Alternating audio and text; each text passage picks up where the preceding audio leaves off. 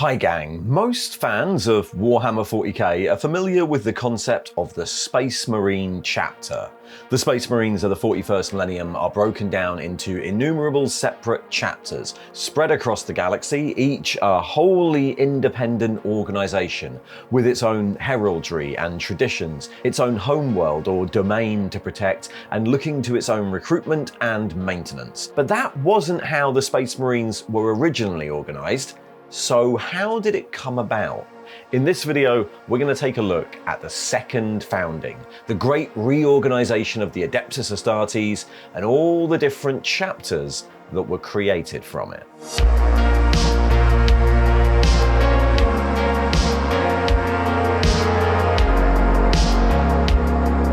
In Warhammer 40k, Space Marines are everywhere, and I don't just mean filling out the shelves of your local hobby shop. The various chapters of Space Marines are stationed on homeworlds, orbital fortress monasteries, or in crusade fleets that are spread across the Imperium, organised according to an ancient text known as the Codex Astartes that specifies their numbers, about 1,000 Marines per chapter, their organisation into various companies and squads, their tactics, their support staff, and the ancient rights each chapter master has to rule over their homeworld, demand tithes of men and material, and to commit their forces to the defence of the Imperium as they see fit, with no other branch of the Imperium able to claim authority over them. But that wasn't always the case. Once, Space Marines marched to war in great legions, rank upon rank of soldiers who were very much the focus and centre of the Imperium's war machine, commanding fleets and armies on expeditions of conquest. The shift that broke down the great legions of old and created the chapters we know was instituted in the early 32nd millennium by Rabute Guilliman, Primarch of the Ultramarines, in an event known as the Second Founding. And it was part of a series of reforms across all the armed forces of the Imperium, designed to better protect it in the years to come. But this reorganisation wasn't implemented to better protect the Imperium from the forces of alien empires, Xenos incursions, or demonic invasion, but from itself. The Second Founding, the creation of the Space Marine chapters as we know it, was very much a reaction to the events of the Horus Heresy. 200 years before, the Emperor had set out on his great crusade from Terra, accompanied by the Astartes of what retroactively became known as the First Founding. 20 legions of Space Marines, each led by their Primarch, each with their own way of doing war, and each many thousands strong. These legions led expeditionary fleets across the galaxy, forcing compliance on all the old human civilizations they encountered, and killing Xenos wherever they could.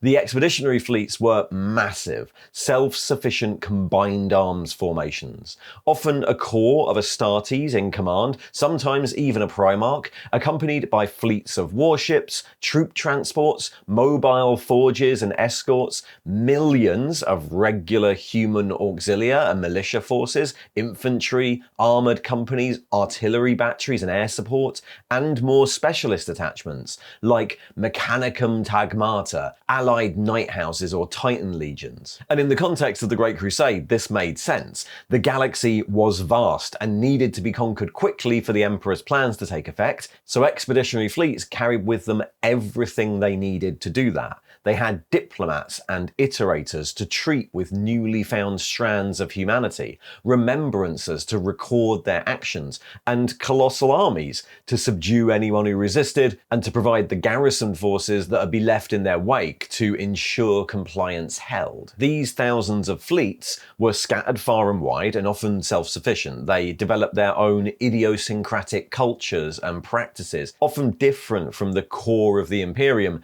and their loyalties were often towards their commanders first, the people who paid them in glory and honour and more practical things like settlement rights of newly discovered planets. And when the Horus Heresy broke out, this proved to be a liability. During the course of the Crusade, 2 of the original 20 legions of the first founding were lost, leaving 18, by this point massive legions, some hundreds of thousands of legionnaires strong. Half of the Primarchs and their legions, 9, sided with Horus and turned against the Imperium. And I have a video on what they're all up to right now just here. But because of the expeditionary system, it wasn't just the legions who turned, it was their entire fleets. When a Primarch turned to Horus, the vast majority of his legion tended to side with him, and that meant the expeditionary fleets those Astartes commanded turned too. The Imperium faced 9 legions of traitor Astartes, but also traitor militia and auxilia, traitor mechanicum and titans, and fleets of traitor warships. There were instances of rebellion, isolated commanders who stayed loyal and fought against the rest of their fleet or legion, but in most cases, these were swiftly put down. The vast majority of the armies of the traitors simply followed their Primarchs into the service of chaos. Of course, the heresy failed. Horus's initial plan had been to establish a power base in the galactic north, isolating many of the larger loyalist legions behind great warp storms in the far galactic east, and then to swiftly move on a direct route to Terra to kill the Emperor and assume command. And also I've got a video of exactly how that played out there too. But suffice to say, it didn't quite work like that. The traitors scored early victories, knocking some legions out of the war at Prospero and Istvan, but they were harried throughout their journey and forced to fight a brutal, protracted siege of the Imperial Palace that ground down both sides. By the end of the heresy, when the Emperor killed Horus, being mortally wounded himself and installed on the Golden Throne, both the loyalist and traitor forces were in tatters, reduced to mere thousands of Astartes, and those isolated loyalist legions, particularly the Ultramarines, always the largest legion, had broken through the warp storms and swept away any shreds of traitor resistance, with hundreds of thousands of relatively fresh and well-supplied Astartes. The immediate years following the Horus Heresy were known as the Scouring. The surviving traitors were hounded back into the Eye of Terror by the avenging loyalist legions. Planets were recaptured and rebels punished, but while all 9 loyalist legions took part in this, some were in sorry states. The legions that had been dealt the greatest blows at the start of the war, the Raven Guard, Salamanders and Iron Hands, along with the Space Wolves, had numbers in the low thousands. They'd never really had time to rebuild. The 3 that defended Terra, the Imperial Fists, the White Scars and the Blood Angels, had fared little better, though the Blood Angels, as the first of the isolated legions to arrive, had larger numbers. So the bulk of the Scouring was enacted by the Dark Angels, who would quickly have their own problems to deal with, and, of course, by the Ultramarines. Robute Guilliman, the Avenging Sun, swept his forces across the galaxy. He was a peerless organizer and statesman, his eastern realm of Ultramar composed of 500 worlds, and so,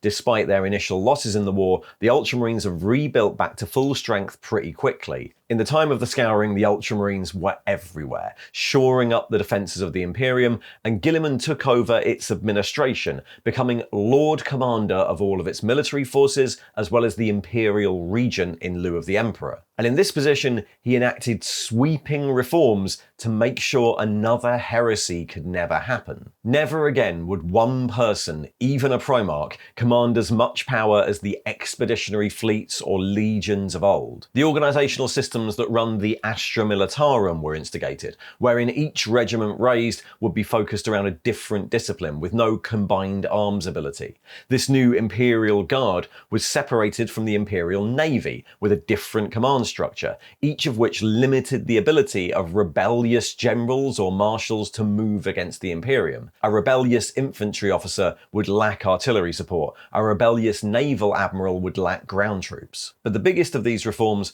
was the proposed breakdown of the remaining loyalist legions. Guilliman suggested that the legions be broken down into their individual chapters. Chapter was already a division used by various legions, officially denoting a formation of 10 companies, nominally numbering 1,000 Marines, though some legions either didn't use it or used the term for much larger formations. Each of these chapters would be organised according to the principles laid out in Guilliman's Codex Astartes, a tome that was not only a treatise on the methods of war to be used by the Space Marines, but also specified the number of companies, ranks, and support staff in a chapter, and the markings required. The methods in the Codex have been tried and tested through the Heresy and the Scouring by the Ultramarines. Guilliman's inductee units, squads raised quickly mid-war to fight in the Heresy, had already been organised along lines that would be familiar to anyone reading the Codex. As the Imperium shifted under Guilliman from an empire of constant expansion to one of defence and consolidation, these new chapters will be posted throughout the galaxy, either to specific worlds or regions of space, or as fleet-based crusading chapters free to intervene wherever they wished. The chapters would also be independent of the rest of the Imperium, each an isolated and self-sufficient force. The chapter masters would be the planetary governors of their own homeworlds, which were sacrosanct from interference by the rest of the Imperium, and would look to their own recruitment and training, bound by ancient oath and intervening wherever they saw fit, but no longer in overall command of the Imperium's armies or its government. There was resistance to this. While some Primarchs agreed with the plans, some were extremely reticent. Liman Russ of the Space Wolves and Rogel Dawn of the Imperial Fists initially flat out refused to break up their legions. Speaking much later, Nasir Amit of the Flesh Tearers all but thought of Guilliman as a traitor for what he'd done. Guilliman the Butcher. With law and edict, Guilliman ripped the heart from the legions. Even his own sons were not spared his treachery. Where Horus had sought to use a hammer blow, Guilliman used a duelist's blade. In the end, the result was the same. Brother became cousin, cousin became exile. But over time, and with the prospect of the debate potentially dissolving into another civil war, one the Imperium could not really afford, both of those Primarchs relented, and 7 years after the end of the Horus Heresy, in 021 M31, the Second Founding was officially written into Imperial law, and the legions ceased to exist. In each case, one of the new chapters formed retained the heraldry, homeworld, and symbols of the original legion. So 1,000 of the old Ultramarines Legion stayed on as the Ultramarines chapter, these chapters becoming known as the progenitor chapters.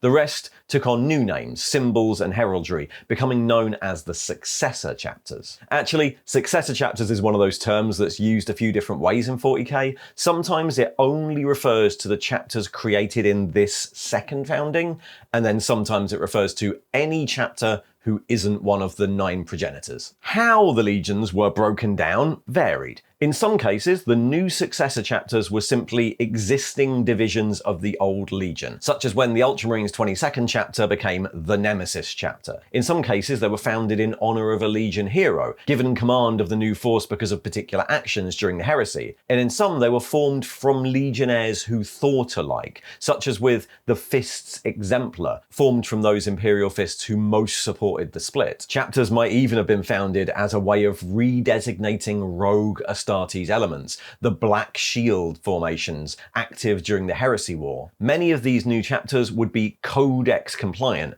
following the organizational doctrines laid out in this new Codex Astartes, in some cases as if it was a holy document, and some were less so, either following the idiosyncratic organization of their original legion or just disregarding the codex altogether. Some controls were placed on these new chapters. Each was required to regularly submit a tithe of their gene seed to the Adeptus Mechanicus on Mars so that it could be tested for purity and any defects could be monitored. And also to maintain a reserve in case a chapter needed to be rebuilt after taking heavy losses, or to form the basis for further foundings. Many new chapters came into existence with this in the early years of M31, but unfortunately, we don't exactly know how many. In the 10,000 years since the second founding, full records, if they ever even existed, have been lost. The Apocrypha of Scaros is the oldest known example of the Codex Astartes, and that lists various chapters created during the second founding, including saying that 23 were created from the former Ultramarines Legion, though it doesn't actually list them all, and in the current year only about 18 can be traced back to then. The Apocrypha of Davio was a 33rd millennium attempt to recreate that original list, but it was never completed, and as such there's no official record in the Imperium of exactly which ones were created then. Over the intervening 10 millennia, many chapters have lost their official records in invasions and attacks, or have fallen out with their forebears and forsworn any connection to them, or have even created for themselves noble heritages that may not actually be true. So while I'm now going to go through each legion, the known chapters they created, and what those chapters became known for, bear in mind that since no record is ever complete, there might be more ones out there, either still active or long since destroyed, that were founded at the same time. As I said, the vast majority of chapters created were from the Ultramarines Legion, so let's leave them till last. At the time of the second founding, the Dark Angels Legion had had an eventful few years. In the immediate aftermath of the Heresy, the Dark Angels had returned to their homeworld, Caliban, to find that its defenders, under Luther, had declared themselves independent from the Imperium, tainted by the mysterious thing at the heart of the planet.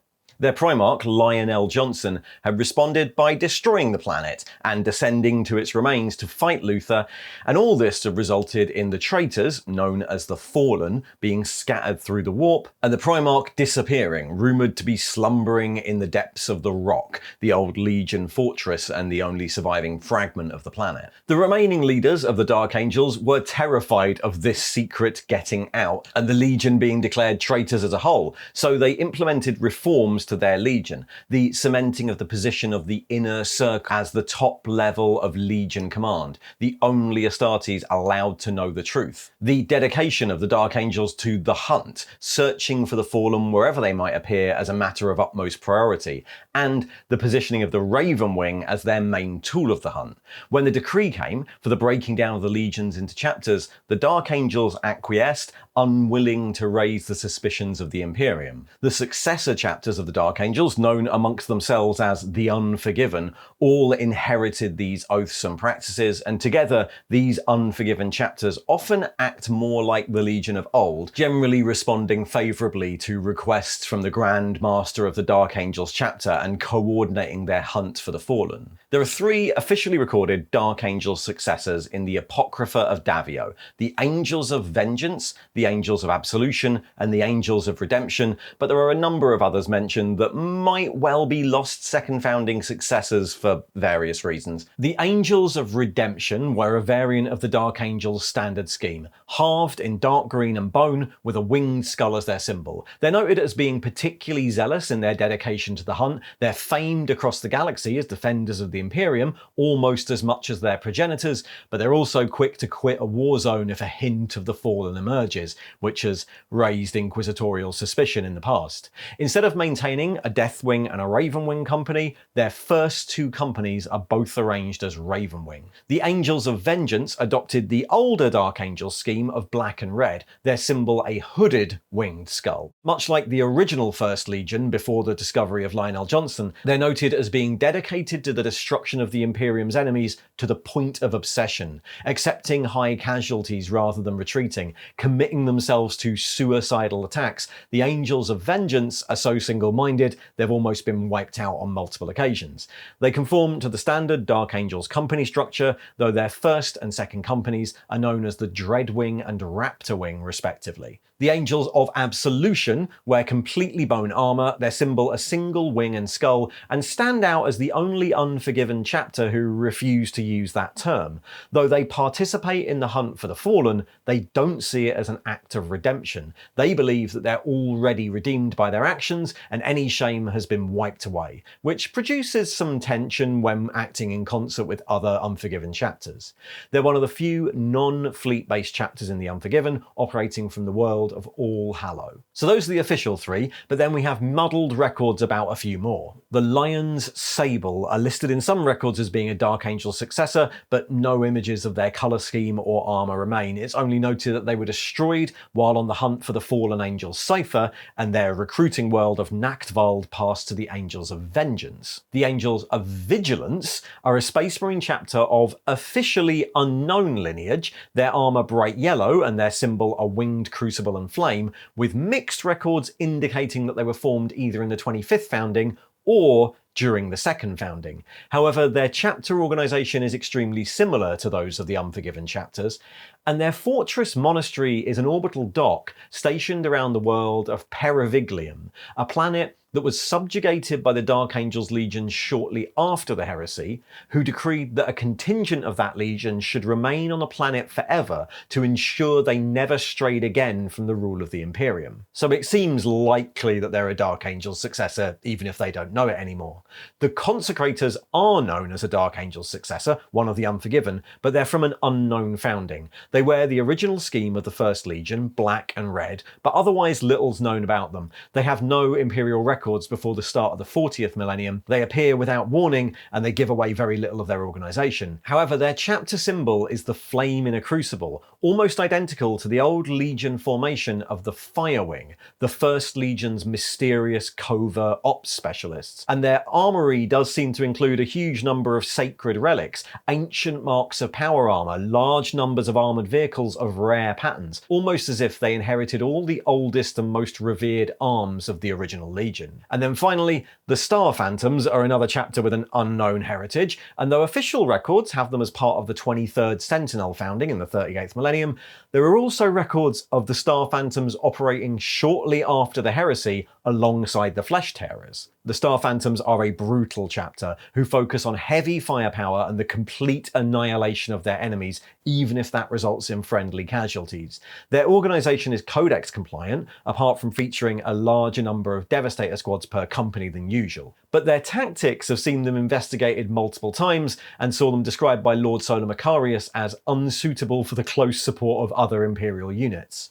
Both the Star Phantoms and the Dark Angels have vehemently denied any link, though their chapter symbol is a mirror of the old First Legion formation of the Dreadwing, a skull set in an hourglass, and their tactics, the total annihilation of their enemies, was the goal of that formation back in the Crusade era. So, as always, the Dark Angels are a bit suspicious. 3 official successors of the second founding, plus 1 destroyed and covered up, and 3 more chapters with differing records, but who seem to line up, especially the 2 who could just be old Legion formations that were hived off from the whole in the wake of the reorganisation. The Iron Hands were a much simpler prospect. Their Primarch, Ferrus Manus, was the first to be killed at the outset of the heresy, and the remainder of the Legion was fractured without his command, breaking down into hundreds of independent armies and companies and fighting a guerrilla war against the traitor forces. The Iron Hands often formed the core of the Shattered Legions, formations with mixed Legion provenance who harried Horus's forces as they tried to make their way to Terra. By the end of the heresy, the remaining Iron Hands, who returned to their homeworld of Medusa, elected a clan council to rule it in the future, and they were initially very resistant to splitting the Legion again, until Guilliman gifted them the skull of Ferrus Manus, and then apparently they were fine with it all. The Iron Hands were only reorganised into 3 chapters, the Iron Hands themselves and 2 noted successors, the Brazen Claws and the Red Talons. The Brazen Claws wear a quartered scheme of blue and dark red with their symbol, confusingly, a red talon. They share many of the beliefs of their parent legion, including a complete lack of remorse and a dedication to improving their bodies through cybernetic enhancement. They were originally assigned to the world of Talos IV, but this was destroyed much later during the spread of the Great Rift, leaving them as a fleet-based chapter. The Red Talons have a much more distinctive history, as they predate the second founding. The Red Talons are formed from the remnants of the old Iron Hands Legion's Clan Morrigal,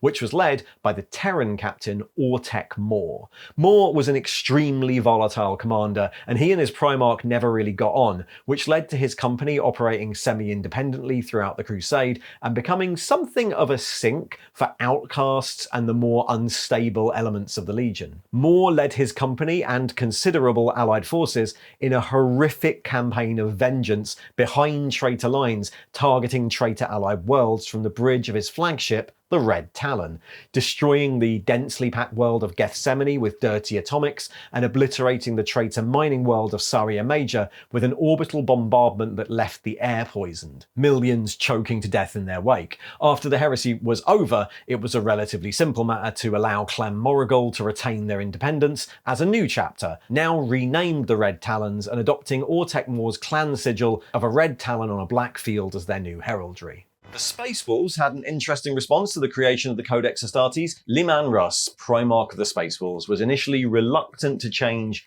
anything about his legion, refusing to accede to demands from his brother, until, as mentioned, the situation seemed likely to deteriorate into war. At this point, he relented. First, by proposing that the Space Wolves' grand companies be given more independence, in effect operating as successors, but in truth just allowing the Space Wolves to retain a much greater size. And second, with the creation of a single true successor chapter, the Wolf Brothers. The Wolf Brothers were to be a direct copy of the Space Wolves and received half of everything they had. Their fleet, warriors, armor, and weapons were split down the middle, and they were settled on the ice world of Imperial under the command of Bear Arjak Grimmerson. They were originally intended to be the first of a line of Space Wolf successors known as the Sons of Rust that would completely encircle the Eye of Terror, but things went wrong soon after.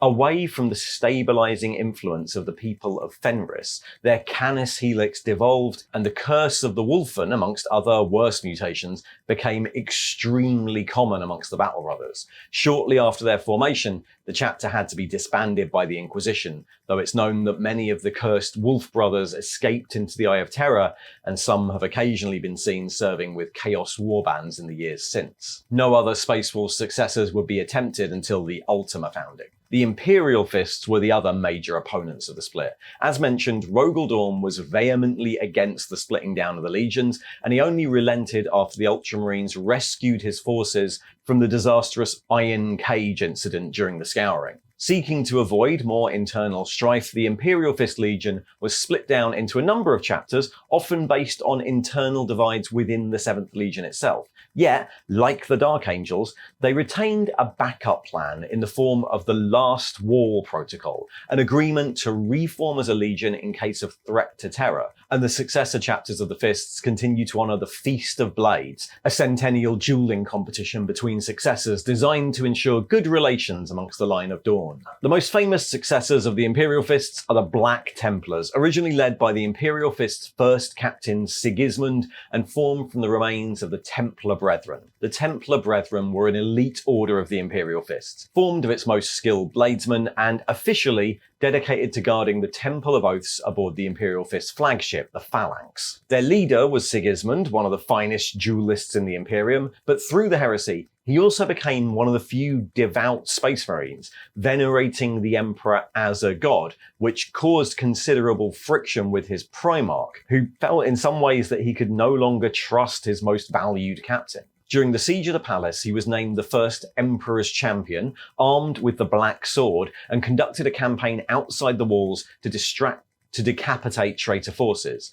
When the Imperial Fists were then split, Sigismund became the new master of the Black Templars, who adopted his personal heraldry of black and white as their scheme, and retained the Templar Cross as their symbol. The Black Templars are, however, very much not Codex compliant. A fanatical chapter of religious zealots, the Templars are fleet-based, maintain numerous independent crusades across the galaxy, and are suspected to be far, far larger than a standard Codex compliant chapter would usually be allowed to be. The Crimson Fists were then the opposite. Formed from the newest recruits to the 7th Legion, they were commanded by a captain of the 405th Company, Alexis Pollux, a rising star in the Legion and a master of void warfare. Pollux, who was known back then as the Crimson Fist, was a massive Astartes armed with a signature giant power fist, and who had fought in the heresy at the Battle of Thal and commanded Imperial Fist forces on Sotha in Ultramar. The Crimson Fists have blue armor, with the left gauntlet painted red, and their symbol is a red variant of the standard Imperial Fists one. They were fleet-based until the late 40th millennium, when they took custodianship of Rin's world. The Fists Exemplar were another mirror to the Templars, this time being formed from those in the Imperial Fists who most supported the introduction of the Codex Astartes. Their first chapter master, Auriax Dantalion, was a captain of the Imperial Fists who'd originally counseled Dawn to agree to the split, which Dawn then long refused. When Dawn finally gave in, he remembered Dantalion and gave him command of a new chapter named the Fists Exemplar, since its members were exemplars of the new ways of the Imperium. Their armour was originally completely unadorned grey ceramite without any chapter symbol. The Fist Exemplar were intended to be based on an orbital station,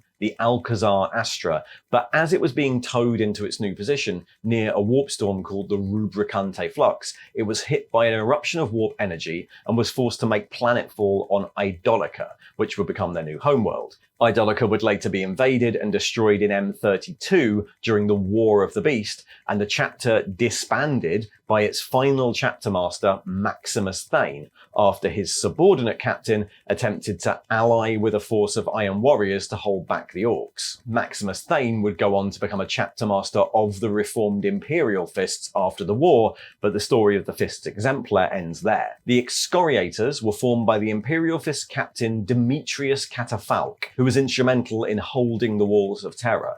Their heraldry is bone white, and their symbol a fist holding onto two thunderbolts, and they're based on the world of Escara in the Segmentum Obscurus. This proximity to the Eye of Terror has made them extremely practical. Rather than hold the line in the face of overwhelming odds like many other Imperial Fist successors, their priority was always to survive, to cause as much damage as possible while minimizing their own losses. However, they do embody a lesser-known belief of the Sons of Dawn, which is the obsession with pain and the endurance of pain.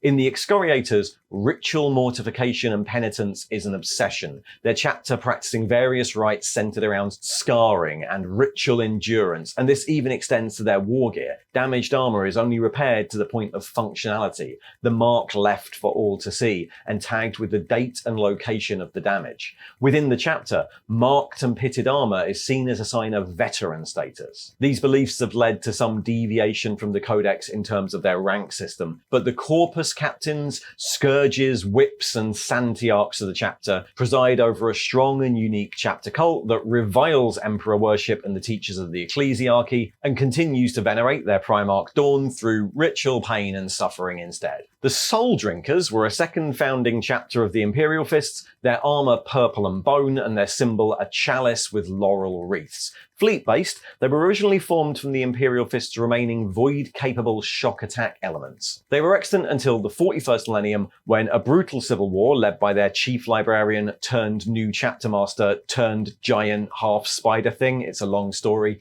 meant that the chapter were declared renegade and all but wiped out. The name and colour scheme, though, was reused during the Ultima founding for a new Primaris chapter. The Iron Knights are a potential second founding chapter, it's unclear if they're second or third founding, and their homeworld is variously listed as Bricantia or Saharis. In either case, they're a relatively small chapter of specialized siege breakers, noted for their uncommonly compassionate approach to regular Imperial civilians, and the fact that their dueling champions have won the Feast of Blades twice in consecutive events. The Iron Knights wear gunmetal grey power armor. And then, like the Dark Angels, we have a few weird ones. The Silver Guard are of an unknown gene line, but heavily rumoured to be Imperial Fists in origin, and stated in some records to date from the second founding. They wear purple and silver armour, and their symbol is a skull surrounded by 3 blades. They were a major presence in the Sabbat World campaign. And finally, the Executioners were formed by the Lord Seneschal of the Imperial Fist's first assault corps,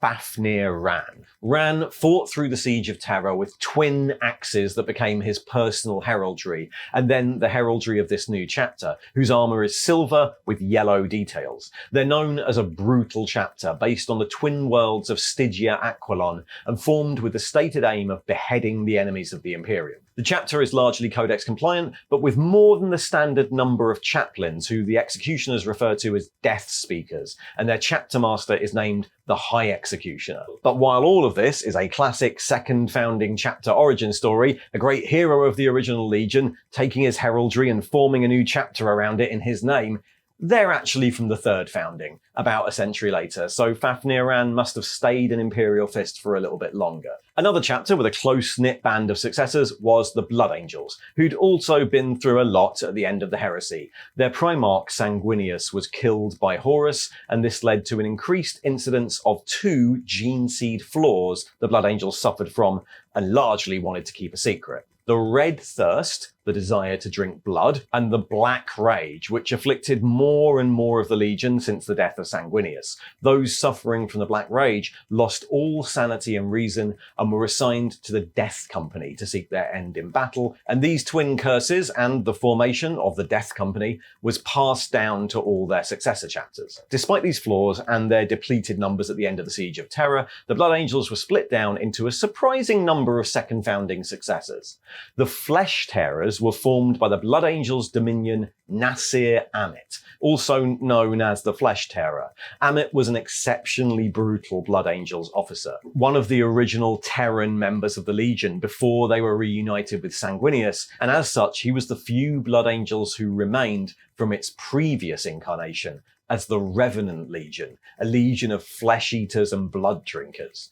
Amit's new chapter, the Flesh Tearers, took the brutal death world of Cretaceia as their home and quickly gained a reputation for shocking violence and a lack of control, barely able to control their gene flaws and frequently turning their bloodlust on allied Imperial forces or losing vast numbers of warriors to suicidal rages. They were often far below strength, frequently placed under inquisitorial investigation, and it wasn't uncommon for allied Imperial forces to refuse to fight alongside them. The Flesh Tearers wear dark red armor with black pauldrons, and their symbol is a spinning saw blade with a blood drop in the center. The Angels Sanguine, whose armor is halved red and black and symbol the winged skull, that will also become a theme, were reportedly formed from those of the Legion who were the most pure and faithful to the image of their Primarch, and they've had a long and glorious history in the service of the Imperium. However, their gene seed has degraded slightly further over the years. Their aspirants, recruited from their homeworld of Ansyria, must have genetic makeup similar to the people of Baal, the homeworld of the Blood Angels, and the gene degradation has resulted in their battle brothers having unusually red skin. The Angels Sanguine are often loath to reveal their faces, going helmeted at all times when around other Imperial forces,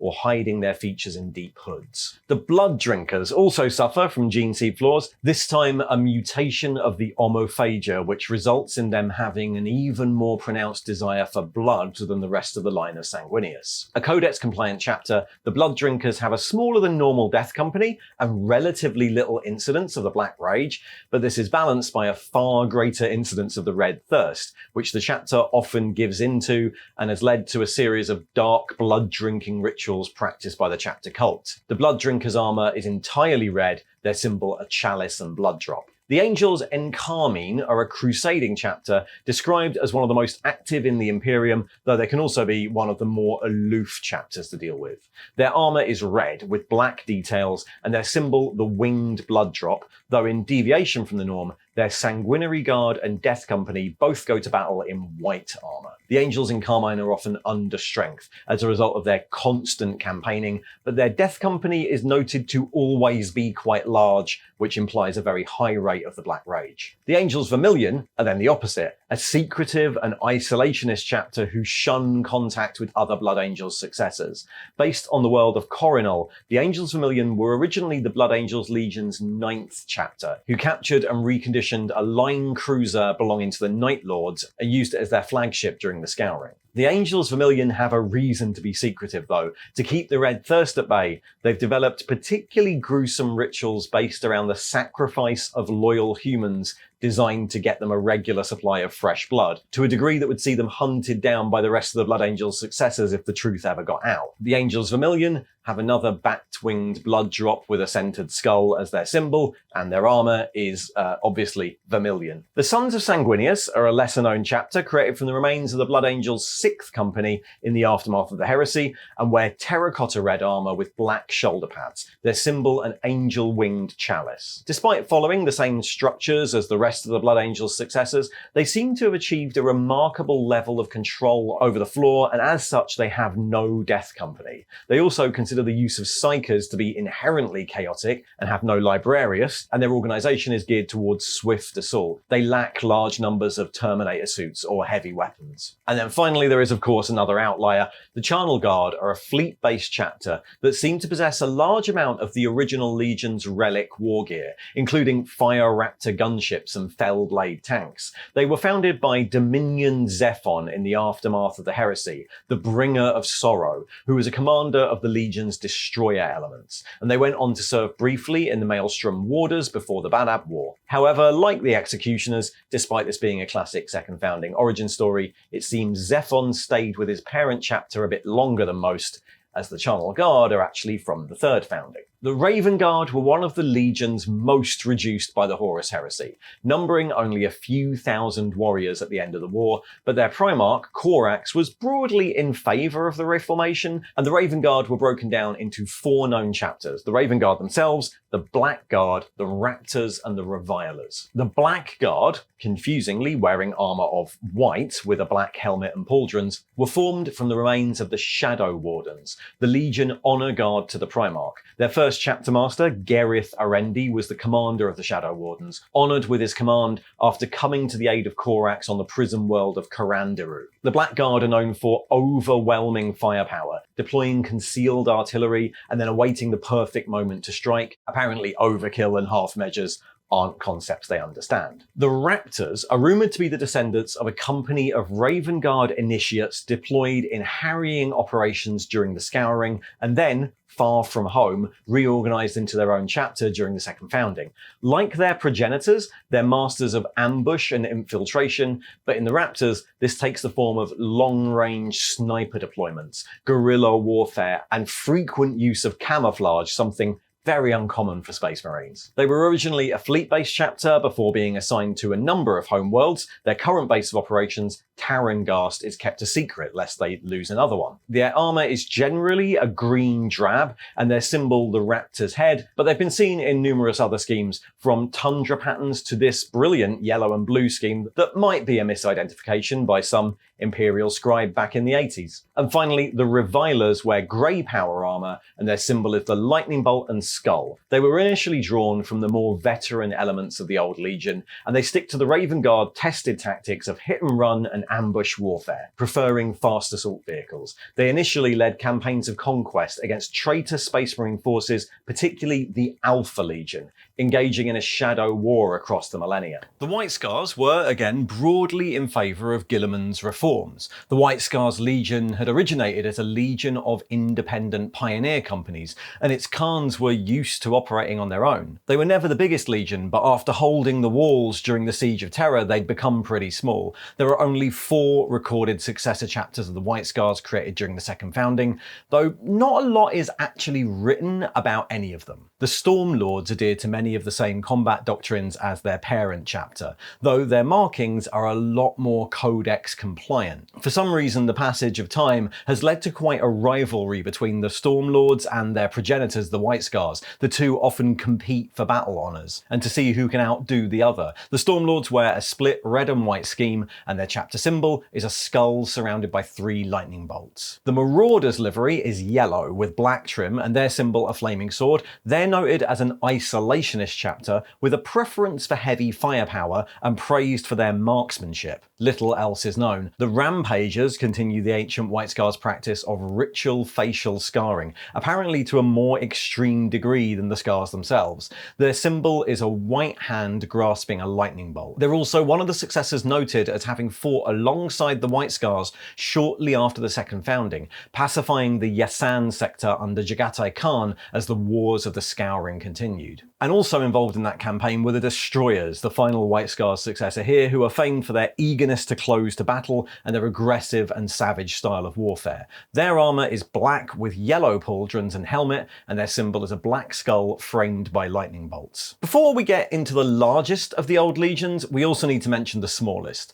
The Salamanders were one of the legions almost completely wiped out near the very start of the Heresy, during the drop site massacre on Istvan V, and they never recovered. By the end of the Heresy, after fighting in the Shattered Legions and resurrecting their Primarch Vulcan, there were only about 700 Salamanders left, barely enough to continue as just one chapter. Those successor chapters would be created in time. The Apocrypha lists no known second founding successors of the Salamanders. And then, finally, we have the Ultramarines. The 13th Legion were always one of the biggest legions. Their massive recruitment area of Ultramar and their logistical genius had always kept them well supplied in terms of recruits, and though they suffered heavily at the start of the heresy, the Battle of Calth taking a heavy toll, they were then isolated from the majority of the war by the Ruin Storm, a massive warp storm designed to keep the largest loyalist legions trapped on the eastern fringe and unable to intervene. By the time the heresy was over, the legion were almost back to full strength,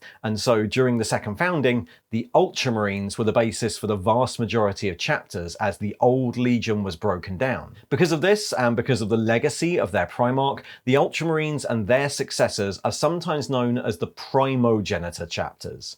The Apocrypha of Scaros claims that the Ultramarines sired 23 successors, though we only have 18 here, and given their numbers, it's likely there are some more unrecorded somewhere. The Aurora chapter formed from the Ultramarines' 4th chapter, already known as the Aurorans. They were a chapter focused on armoured assault, possessing 5 times as many armoured vehicles as most other chapters, and they fought on Calth during the initial attack, and alongside the Imperial Fists at Chthoniya during the Scouring. As an independent chapter, they remained well known for their coordinated armoured assaults, and they maintained significant chapter forges on their homeworld of Firestorm. Their armour is green, which was the colour of the 4th chapter veterans in the Legion days, and their old honour marking of the Auroran ribbon was repurposed as their new chapter symbol. The Black Consuls were founded by Arios Kordos, an Astartes of the Ultramarines' 75th chapter, who earned the name Bane of Lorgar after leading his new chapter on a campaign against the Wordbearers in the Orbstar system. The Black Consuls are a crusading chapter and close confidants of the Master of the Ultramarines on Macragge, though during the 40th and 41st millennium they were slowly scattered, first when their star fort was destroyed by Drakari, and then when much of their strength was annihilated by the Iron Warriors during the Siege of Goddenhive. They wear black armour and their symbol is a white eagle's head. The White Consuls colour scheme is the inverse of their progenitors, white armour with blue detail, their symbol a blue eagle's head. Like the Black Consuls, they were one of the Astartes Prices chapters, assigned to guard the Eye of Terror, and as a matter of course they maintained 2 chapter masters, one to fortify their homeworld of Sabatine, while the other was on crusade around the Eye. The White Consuls also take the teachings of Guilliman seriously in terms of governance. Their officers oversaw the administration of several nearby worlds. However, with the spread of the Great Rift, their homeworld was lost to the forces of Nurgle. And the Viridian Consuls were presumably the same as those last 2, but green, though records are sparse, since after joining a penitent crusade into the Eye of Terror, they were corrupted to chaos, becoming a chaos warband known as the Broken. The Doom Eagles are a chapter that specializes in jump pack assault, their armour silver with red detailing, and their symbol a skull-headed eagle. But unlike the usual noble bearing of the Ultramarines, the chapter are quite morbid due to the influence of their founder, Tullian Aquila, a captain of the 13th Legion who lived through the wasteland of the War for Calth. To the Doom Eagles, they're already dead, and their rites and rituals focus on channeling that fatalism towards a sense of duty.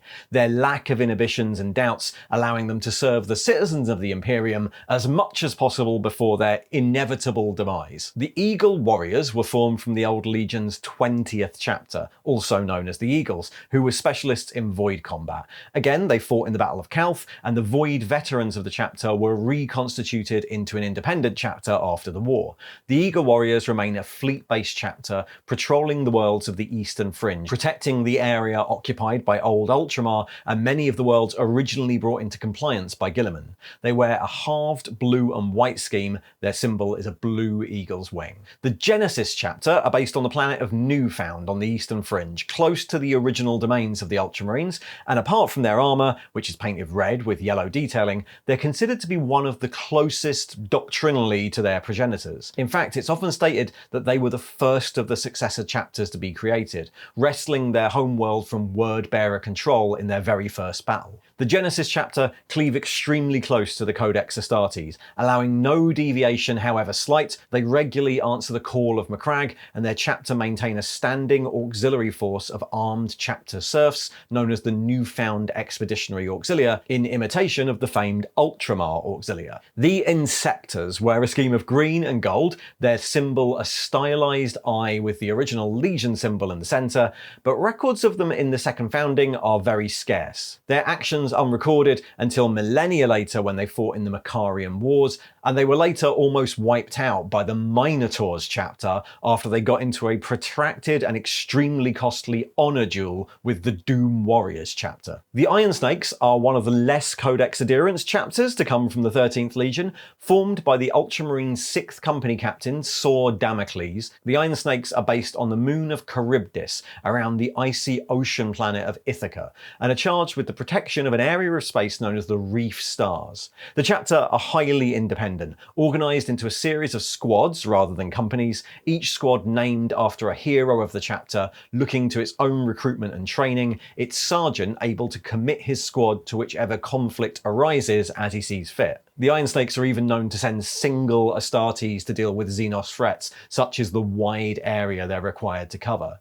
The Iron Snakes are veterans of years of conflict against the local Xenos like Drakari and the Orcs, and also committed significant forces to the Sabbat Worlds Crusade. Their armour is silver, with white pauldrons bearing the double-looped serpent that was once the personal heraldry of Saw Damocles. The Libators are one of the more brutal of the Ultramarines Successors. Clad in yellow ceramite, their chapter symbol is a chalice with an ultra glyph in the centre, and this symbol and their name come from their practice of offering the blood of their enemies as a sacrifice to Guilliman and to the Emperor. The Libators considered the blood of captured enemy champions to be the most worthy source of this offering, which has led to censure from various Imperial authorities in the past. The Mortifactors are formed by an Ultramarines officer known as Sasebo Tezuka, who was drawn by the Imperial Tarot to site the chapter's new fortress monastery in orbit around the feral world of Posel. Outwardly, the chapter is a strict adherent of the Codex Astartes, but its beliefs and ritual practices have since become heavily influenced by the tribal beliefs on the planet below. Its warriors are known to enter a meditative trance to divine where best to fight their next battle, and they're rumoured to drink the blood and eat the flesh of their enemies. They also take the skulls of their enemies as trophies, and the chapter's orbiting fortress monastery is lined with the preserved skulls of thousands of previous battle brothers, all of which makes them distrusted allies to many of the other Ultramarine successors. Their armour is bone and black, and their symbol, appropriately, is a skull. The Nemesis chapter is another chapter formed from a pre-existing Legion culture. The 22nd chapter of the Ultramarines were of mostly Terran origin and contain many of the Legion's destroyer squads, squads armed for campaigns of Exterminatus. They'd taken the name Nemesis long before the Legion's rediscovery of Guilliman, and they were always a bit of a pariah within the Legion after that. Guilliman was never a fan of the specific tactics of destroyer units. At the end of the war, the chapter became independent. Its new chapter master, Ilion Iasus, had them renamed officially to Nemesis, and their colours changed to green, but their symbol was kept the same, a white skull. They remain specialists in Exterminatus actions. The Nova Marines are one of the most famous successors of the 13th Legion. Founded by the Ultramarines captain Lucretius Corvo, the Nova Marines are strict adherents to the words of Guilliman and the Codex Astartes, and proponents of the monodominant philosophy, the belief in mankind's inherent superiority over all other life. Their armoury is well maintained, consisting of a full company's worth of Terminator plate and significant armoured assets. Though they maintain a large and expansive fleet, they're actually based on the feral world of Honorium at the northernmost point of the Ultima Segmentum, but unlike, say, the Mortifactors, the tribal practices of their new recruits are dispensed with in training, replaced by a culture similar to the one you'd find in a city on Macragge. The only practice that remains is the Nova Marines' tradition of tattooing their skin with a record of their deeds, seen as a way of armouring the soul, and their librarians are noted to adopt some non-standard practices because of this. The Nova Marines are also common contributors contributors to the Death Watch and maintain a permanent core of returned Death Watch veterans. The Nova Marines wear the blue and bone quartered heraldry of their founder, Corvo. Their symbol is a skull in a 12-pointed star. The Obsidian Glaives were a Codex-adherent chapter based on the world of Obstria. Notably, their chapter teachings considered the duty of service as a Space Marine to be a form of penance, a punishment inflicted on the criminals they took as aspirants from nearby worlds. Obstria itself was uninhabitable, radioactive to the point where it could damage Astartes' war gear if not maintained properly, and its surface was often used as training for aspirants to the chapter. The chapter wore black and bone armour, but few records remain since they were destroyed by the Red War in the late 41st millennium. The Patriarchs of Elixis are another Codex-compliant chapter who put a strong emphasis on skilled and tactical defence of Imperial worlds, and are noted for their skilled blade work, but that's about all we have. The armour is red and bone, and their symbol is a skull crowned with the original Legion symbol. And the Silver Eagles are another chapter with very little written record, armoured in silver power armour with blue pauldrons and an Imperial Aquila as their symbol. And finally, we have the Silver Skulls. The Silver Skulls are a relatively Codex-compliant chapter, originally assigned to the planet of Lyria, but after the world was infected by the forces of Nurgle in M33, they were reassigned to the feral world of Varsavia.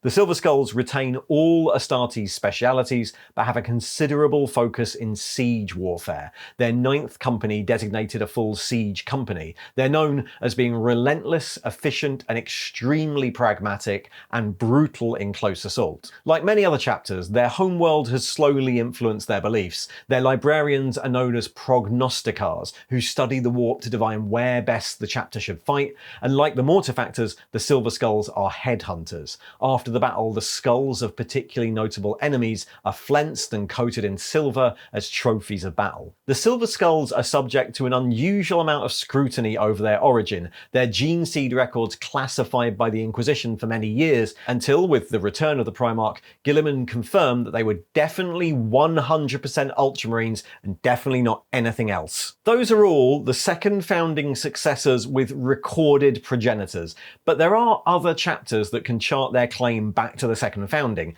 though their gene seed origin has long been lost. Few records exist for chapters like the Yellow Jackets, Scar Lords, or Purple Stars, but some other specialist chapters are regularly grouped in with the second founding. The Red Hunters are a chapter of unknown origin who were founded originally to hunt down stragglers from the traitor legions, and who are known to regularly put themselves under the command of the Inquisition. Red Hunters detachments frequently fight in inquisitorial task forces and provide honour guards for Inquisitor lords, which has led to the Astartes that make up the chapter undergoing regular mind wipes to keep them free of the taint from the enemies they have to witness. They're armoured in red ceramite bedecked with inquisitorial seals and markings. And of course, the Grey Knights are the other inquisitorially minded chapter that are often grouped in as part of the second founding, since that's a useful cover story, but they were actually founded by a separate process just around the same time. The Grey Knights were founded by Malcador the Sigillite at the end of the Heresy, created from representatives of various legions as a specialist force of psychic space marines geared around combating the newly emergent threats of demons and the warp. They weren't part of Guilliman's second founding planning, and in fact would have been hidden from view during the time, but since they needed to be explained away somehow, they're often lumped in here too. And while those are the second founding chapters we know of, from a mix of the apocryphas, the tables of successors printed in various codexes, and the records written of the chapters themselves, there are of course plenty more. There have been 26 more foundings to date, occasions where a number of Space Marine chapters have been created at once. The gene seed for these new foundings is cultivated from the batches sent back by each chapter for purity testing, both from the original progenitor chapter and from the gene seed sent by successors. So chapters in the 41st millennium could be the successors of other successors. For example, the Marines Errant are a 23rd founding successor chapter of the Eagle Warriors. In some cases, the parent chapter might be petitioned to send veterans to form a new officer corps, but in others, the original officers come from elsewhere, or the chapter might be left without a full knowledge of where their gene seed originally originally came from. The formation of one of these new foundings is a grave and costly endeavour, but it's happened pretty regularly over the years. The third founding, as mentioned, happened barely a century after this one, and others have been ordered by the High Lords as a response to various threats. The fourth founding was ordered in the aftermath of the War of the Beast. The 23rd Sentinel founding was intended to shore up Imperial defences, but none of those was as big as with the Ultima founding. That was the most recent. It introduced the Primaris Marines to the armies of the Imperium, founding many new Primaris-only chapters and reinforcing a lot of the current ones with new Marines taken from the same gene lines. Some chapters, like the aforementioned Soul Drinkers, have even been completely reformed as a brand new Primaris chapter, carrying the colours and the symbols of the original one. The Space Marines of the second founding were very much a new template for the Imperium, and one that's been carried on into the 42nd, we think, millennium. And while nowadays it seems to be quite common that the chapters will operate a bit like the legions of old, combining their forces while prosecuting Guilliman's Indomitus Crusade, we should remember that they've always been a bit like that. The Dark Angels, Blood Angels, and Imperial Fists all kept up practices that allowed them to unofficially reunite anytime there was a big enough threat, from the War of the Beast to the Tyranid invasion of Baal. And of course, in modelling terms, all that exists so that people can create their own chapters. The second founding was a defining point in the lore of 40k, written so that you can do whatever you want with your toy soldiers. Not all chapters are recorded, nobody knows how many there are, so you can make up your own one and paint your models however you like, codex compliant or not. Thanks for watching. And if you'd like to hear more about the lore of 40k, well, there should be a little video coming up there to the right. And if you'd like to support the channel, you can like and subscribe. You can join the Patreon, the link's in the thing below, where you can get early access to videos, join in competitions and vote on the book club, and paint along with our Tale of 4 games. See ya!